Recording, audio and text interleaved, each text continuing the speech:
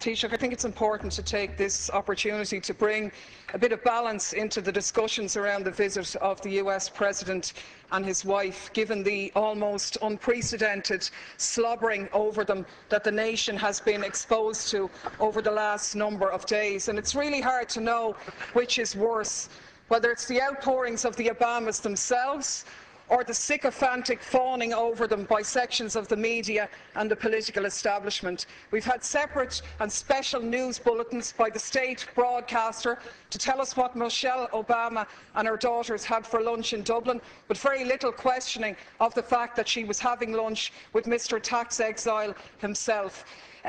We had very little challenging of the fact that she's glad to be home, a country that she's been in less than a week and that her husband has very tenuous links in. And of course, the biggest irony of all, the protestations of Obama himself in his speech to the children in Northern Ireland about peace, when he said, "Those who choose the path of peace, I promise you that the United States of America will support you every step of the way. We will be the wind at your back."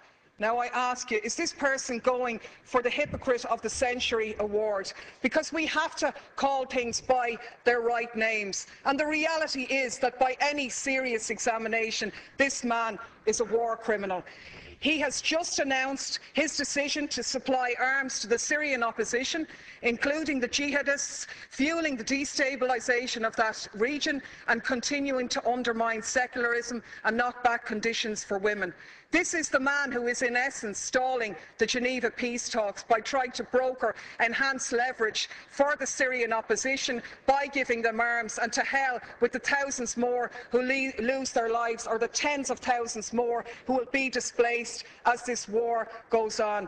This is the man who has facilitated a 200% increase in the use of drones, which have killed thousands of people, including hundreds of children. And you, Taoiseach, you are the one who's turned a blind eye on these activities. You've talked about the G8 being an opportunity to showcase Ireland. But is it not a reality that you have showcased us as a nation of pimps, prostituting ourselves in return for a pat on the head? To be honest with you, we were really speculating this morning whether you were going to deck the cabinet out in leprechaun hats decorated with a bit of stars and stripes to really mark abject humiliation here. So my question to you, Taoiseach, is as follows.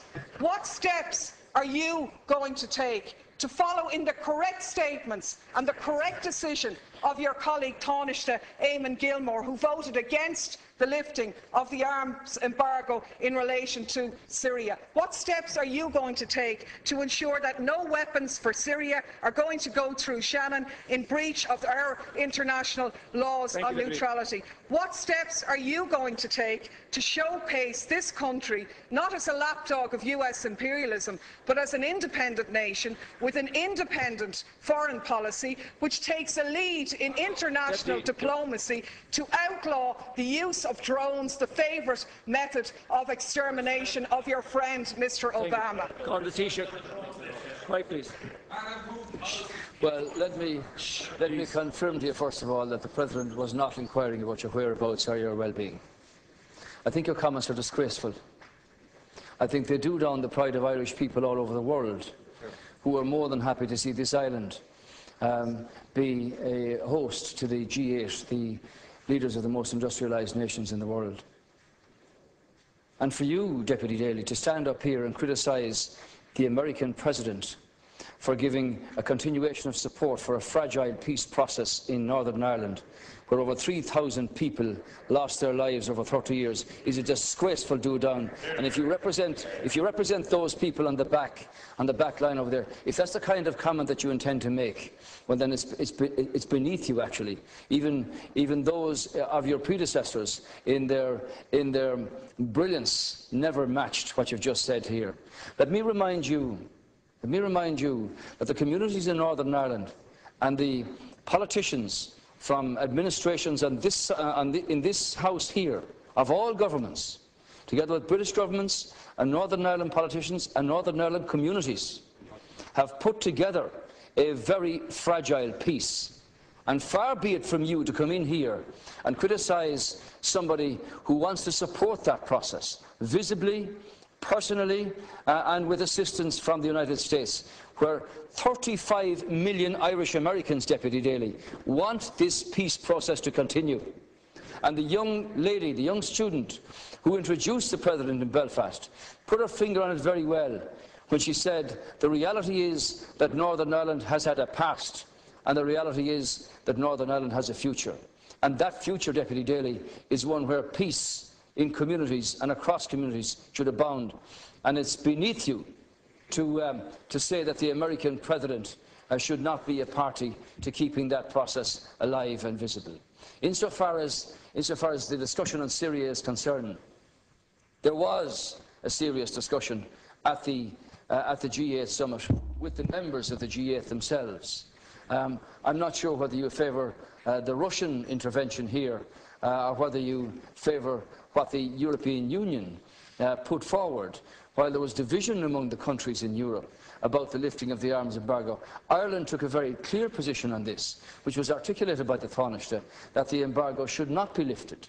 But the conclusion of the G8 summit was that the Geneva peace talks should take place. Nobody wants to see wanton slaughter and the exodus of hundreds of thousands of people from Syria. And far from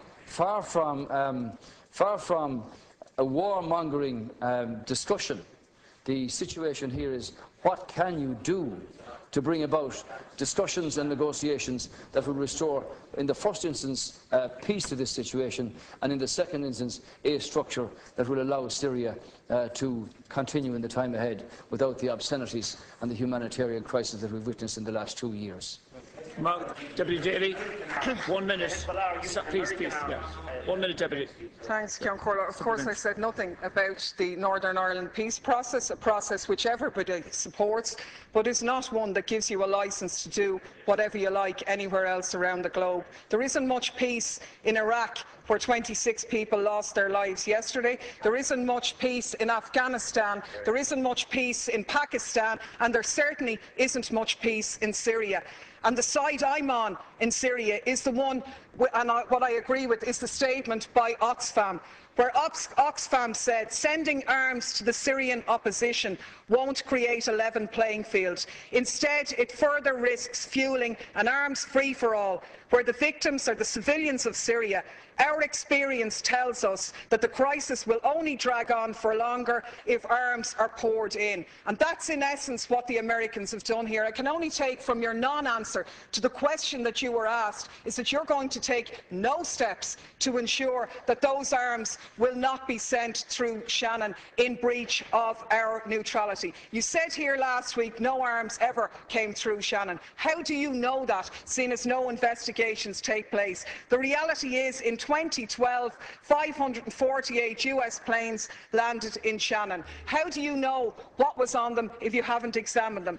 Your Minister for Transport revealed in a parliamentary question that 239 civilian planes landed in Shannon, where they sought permission because they were carrying munitions of war or dangerous goods on a civilian aircraft. What steps are you going to take to intervene in this situation? And the last point I'll make is that people in this country are very fond of our American brothers and sisters, and I think we stand far more shoulder to shoulder with them by making valid criticisms of their president, who has broken his election promises, rather than just pimping this nation as a tax haven for their corporations. I'm sure the Americans would far prefer if their multinationals paid their taxes at home rather than offshore here, so they could develop their health care, so they wouldn't be wasting money on arms being sent to slaughter people in other countries. Thank you, Deputy. Final reply, Taoiseach.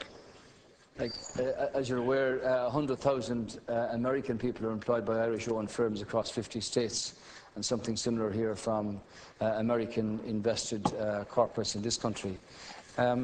The American government, and I don't speak for them obviously, have taken the view in terms of withdrawal of their troops from Afghanistan and from Iraq.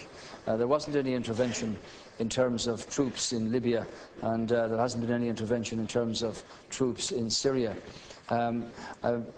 We've never supported rendition flights through Shannon, and it ill behoves you to make comments that are not true.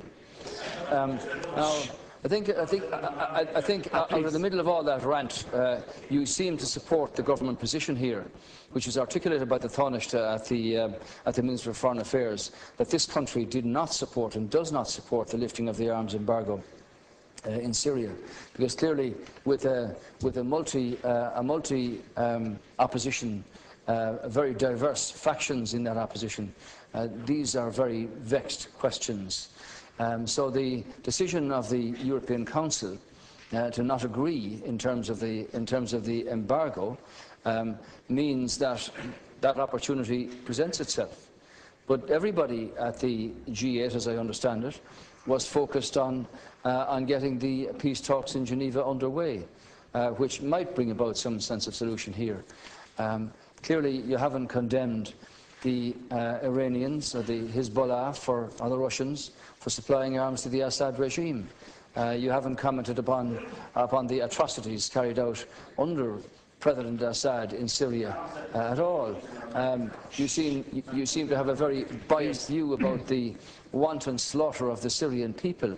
And everybody on this side, insofar as we're party to the European Union, wants to see a structure that would bring about the removal of President Assad, but peace restored to that country and its troubled people, and the hundreds of thousands who have had to exit us across the border with nothing but their families and a few belongings with them.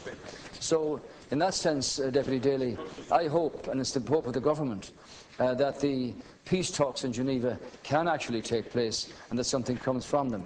And while I wasn't at the discussion about Syria at the G8, my understanding is that there was a very frank disclosure about the various views here, and that hopefully something beneficial will come from that. That's the answer to your question.